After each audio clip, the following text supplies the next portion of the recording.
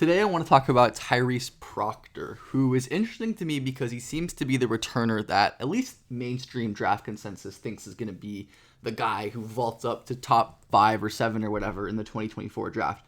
The idea of him as like a big guard who shoots and is a really good passer sounds pretty intriguing on the surface, but I want to dive into the validity of those claims and see how I actually feel about Proctor and his offense generally, because that's the thing you're drafting him for if you're drafting him this high, of course.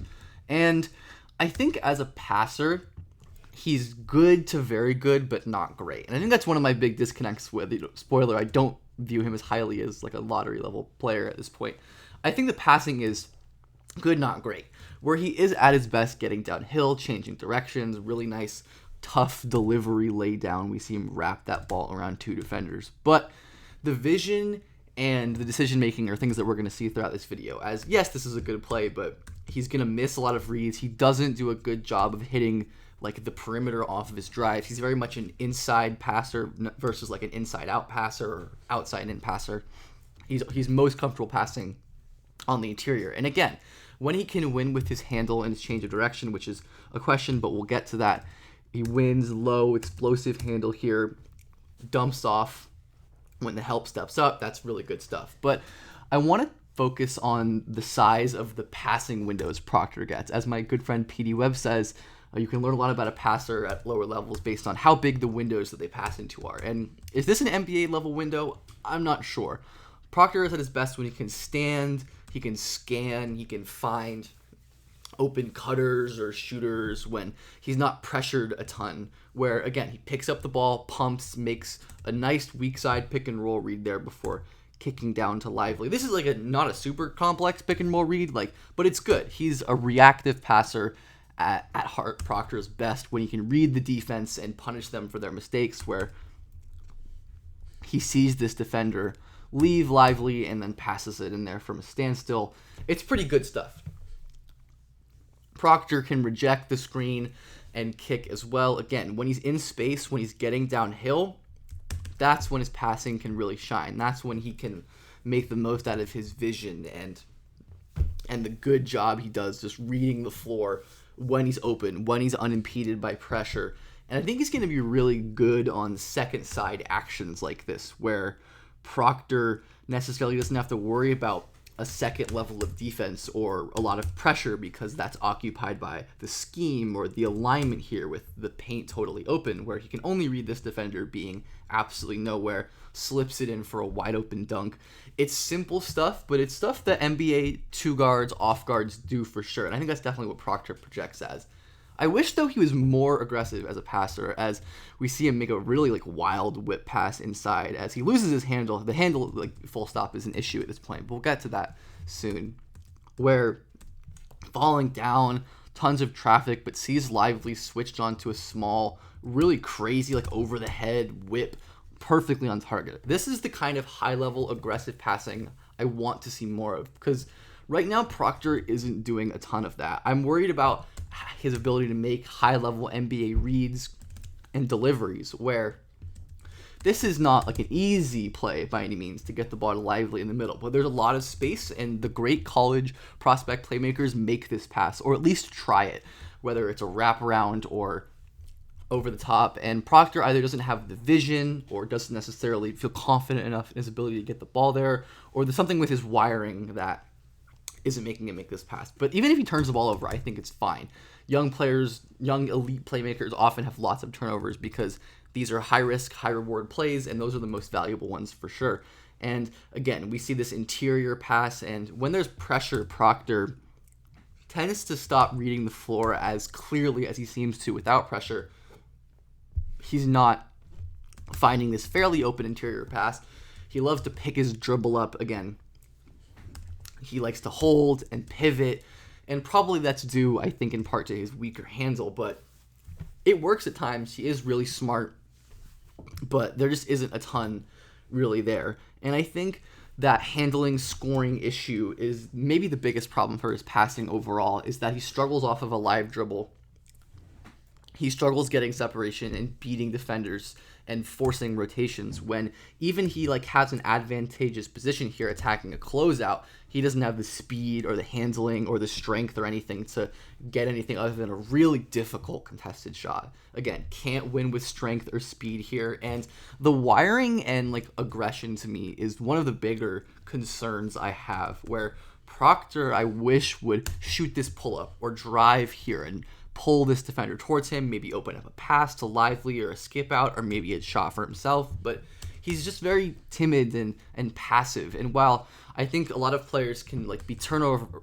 for a verse or don't want like averse to bad shots, this is where I think Proctor needs to be able to shine, because he's not winning with his speed or with his strength or with his explosion, and he needs to be really good at these little pull-ups or short pick and roll second side drives to make it as like a legit scoring playmaking guard in the NBA. And that's the big thing that I think I'm really missing.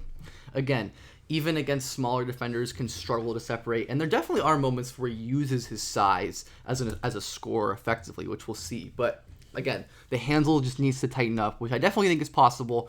A lot of players come into the league with really weak handles that just they lose the ball all the time, they don't have control, and they improve. But I think the bigger problem for Proctor is that I think he needs a quite good handle to make his game work. Unlike other players who are really explosive or bursty or great shooters off the dribble, they might not need as great of a handle. But Proctor, I think, really will. And that's not just the control, but how he executes against pressure, especially, where Proctor loves to pick up the ball. He struggles to keep his dribble and punish pressure, really. Here, I mean, he has, in I think both these clips, we're going to see a good job by his teammates of picking up the slack kind of and making good plays. And again, this is not a bad play. Proctor quickly pivots, just makes a simple pass, one pass away to the corner shooter. Like, it's simple stuff as well. But at the NBA level, when the pressure is so much more suffocating, is this going to work? Is he going to be able to take his time to pivot, step through? And a lot of guards don't have that luxury, and they need to play with the ball in their hands. And one more little nitpickish here, where I wish he would make a pass like this over the top. Again, not necessarily an easy or obvious read, but I think it's one that is worth experimenting or going for regardless. And I get that this is a close game. You're down 3 in overtime. Proctor was fantastic in this Virginia game. And it's definitely worth mentioning how much better he got over the course of the season and how much more comfortable he looked. But again, he can score with size against a legit NBA defender in Reese Beekman, who he's not going to have an easy time getting by necessarily because he's so quick and explosive, but really good job getting into a position where he can use his size and touch to be a scorer and to be a finisher. The leverage here is important. Look how low Proctor's shoulder gets. He gets into Beekman's chest. He gets deep into the paint, and I wish he'd keep his dribble a little longer, get better position, but again, he's able to hit these twisting, really that was almost like a running hook, like a really impressive touch shot. And again, I don't love him relying on these as much as he does, but he definitely can make them. Lefty offhand scoop. Again, would prefer him to generate more separation on the ball, but sometimes even the best on-ball separators have to take and make tough shots, and the best NBA scorers are often elite tough shot makers. So it's a good tool to have. And I love this play even if it gets cut off early, where Proctor is able to maintain speed, changing direction, attacking a retreating defender. This guy opening his hips up and running to chase Proctor, so he immediately changes directions without losing any speed and draws a foul. These change of direction, he's going to need to get like a running start here, or he gets a screen set for him really deep, and that's going to be another thing where the shooting gravity is important. Can he be worthy of guarding out here? I think a lot of times teams will, because they think they can pressure his handle. And if he can punish that with a head of steam, using simple crossovers, change of direction moves. And I think the athletic profile overall is pretty underwhelming. Again, the general athletic indicators, block, steals, free throw rate, stuff that vaguely predicts athletic ability, all not great for Proctor, especially in terms of competition against top 50 games. But there definitely is precedent for players with his level of low free throw rate, steals, blocks to make it. I mean, you have Devin Booker, Quentin Grimes, Jordan Poole, Gary Trent, all NBA guys. And I think especially if you look at a lot of the successes are underclassmen as well, who are just developing in strength and physicality a lot of the time. Like Booker, I think Kispert's going to be an awesome NBA player. Grimes is already an awesome NBA player. And the other commonality is shooting. These guys are mostly knockdown, dead-eye shooters. And Proctor, I'm not sure is that. I think he could be. Again, pretty decent volume. That's like 8 per 100, I think. Great free throw shooter. Long twos, or he's not the most comfortable pull-up shooter, as we mentioned, in general. But I do think there's good stuff with the shot. The footwork as an off-dribble shooter is for sure inconsistent. We see his lower body kind of flail there, and it just doesn't look super comfortable or clean. But it looks a lot better attacking and shooting off the catch, where he can 1-2 into very smooth triples, and he's comfortable running off of simple movement. He's not going to like sprint into shots like, I don't know, like Jordan Hawkins from last year, but he is comfortable running off of a little down pin, flaring into a shot. And again, the lower body is not perfect. I don't like the back foot being like turned parallel to the three-point line is not great, but hey, the shot's going. And as a shooter, I think the main progression that I want to see this next year is just more pull-up threes, more confident shooting the pull-up three. Proctor, to maximize his potential, needs to be shooting this. This is wide open. And Proctor just doesn't even seem to be looking to shoot here. As I mentioned, this is part of my issue with his passiveness, the timidity that impacts not only his scoring, but his passing.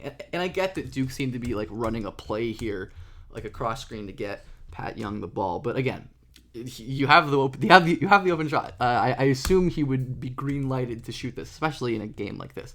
But point being, I definitely think this can improve. He's a very confident shooter off the catch. You can see beautiful left, right, smooth looking shot. The alignment, the feet are a lot better right here.